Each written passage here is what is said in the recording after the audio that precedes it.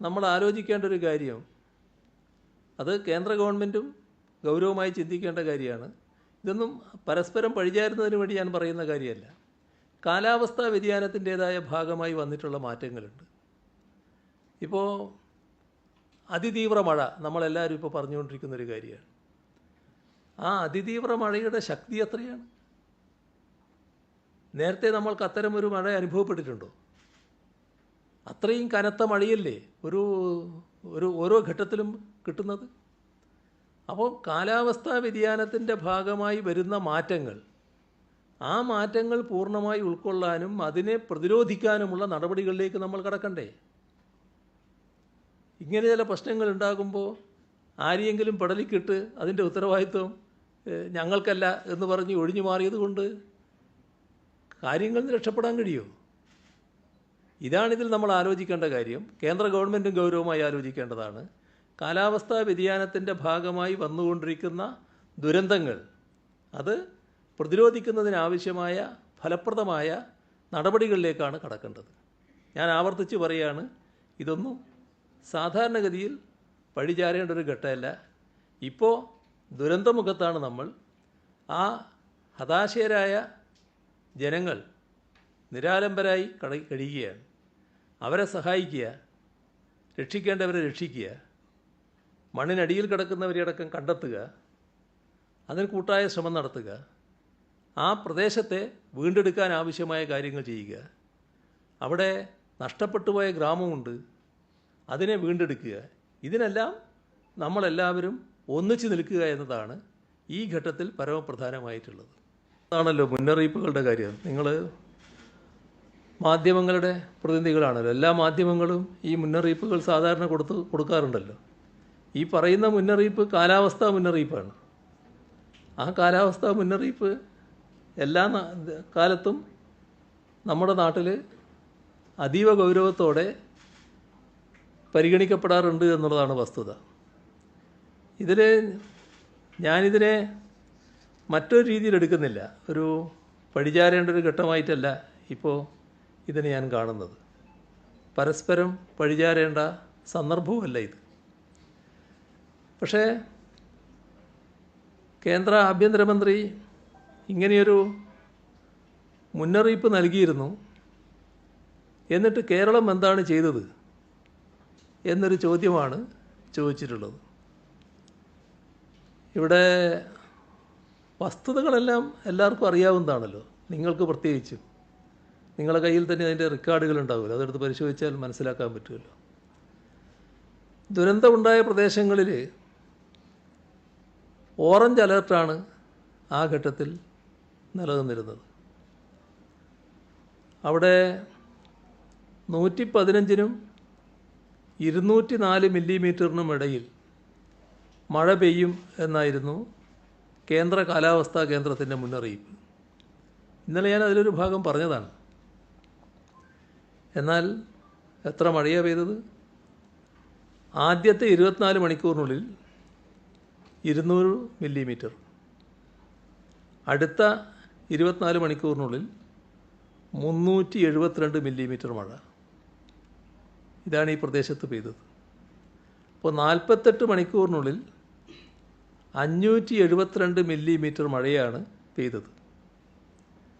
അപ്പോൾ മുന്നറിയിപ്പ് നൽകിയതിലും എത്രയോ അധികമായിരുന്നു അത്. ദുരന്തം ഉണ്ടാകുന്നതിന് മുൻപ്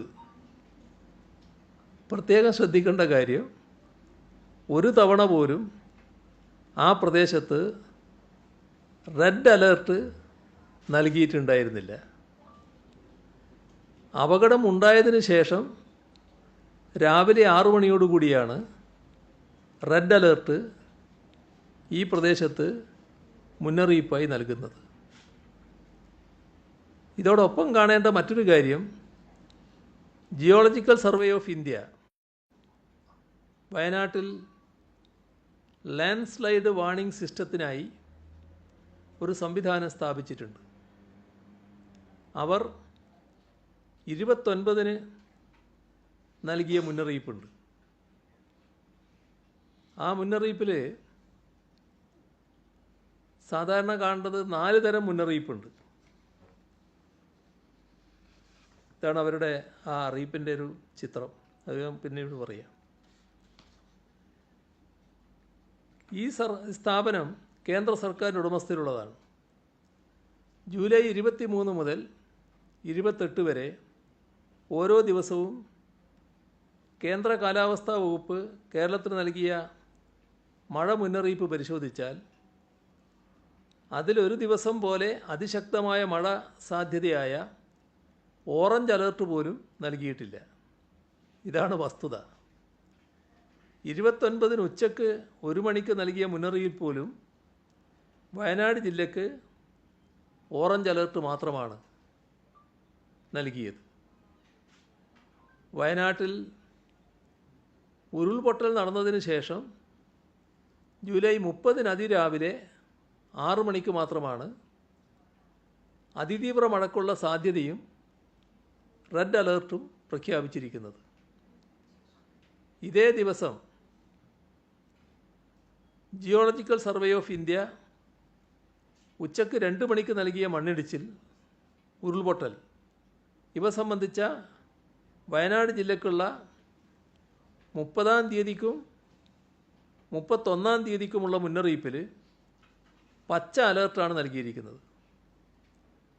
പച്ച എന്ന ചെറിയ മണ്ണിടിച്ചിലിൽ ഉരുൾപൊട്ടൽ ഉണ്ടാകുവാനുള്ള സാധ്യത എന്നാണ് അർത്ഥം.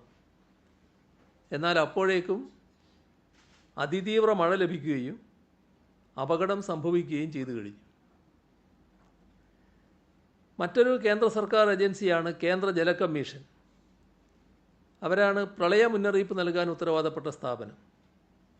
എന്നാൽ ജൂലൈ 23 മുതൽ 29 വരെയുള്ള ഒരു ദിവസം പോലും കേന്ദ്ര ജല കമ്മീഷൻ ഇരുവഴിഞ്ഞി പുഴയിലോ ചാലിയാറിലോ പ്രളയ മുന്നറിയിപ്പ് പുറപ്പെടുവിച്ചിട്ടില്ല.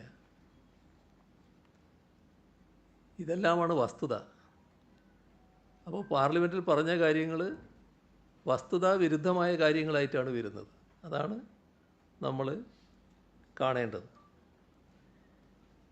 ഇപ്പോൾ ഇവിടെ NDRF സംഘം വന്നതിനെക്കുറിച്ച് പറയുന്നുണ്ട്. കേരളം മുൻകൂട്ടി ആവശ്യപ്പെട്ടതിൻ്റെ അടിസ്ഥാനത്തിൽ മഴക്കാലം തുടങ്ങുമ്പോൾ തന്നെ NDRF സംഘത്തെ ലഭ്യമാക്കിയിരുന്നു. അത് കേരളം ആവശ്യപ്പെട്ടതാണ് നേരത്തെ. 9 NDRF സംഘം വേണമെന്ന ആവശ്യം കേരളം ഉന്നയിച്ചതാണ്. വയനാട് ജില്ലയിൽ ഇതിലൊരു സംഘത്തെ സർക്കാർ മുൻകൂറായി തന്നെ വിന്യസിക്കുകയും ചെയ്തിരുന്നു. അത് സാധാരണ കേന്ദ്രത്തോടാണ് ആവശ്യപ്പെട്ടത്. അത് ആ ആവശ്യം സംസ്ഥാനം നേരത്തെ ഉന്നയിച്ചതാണ്.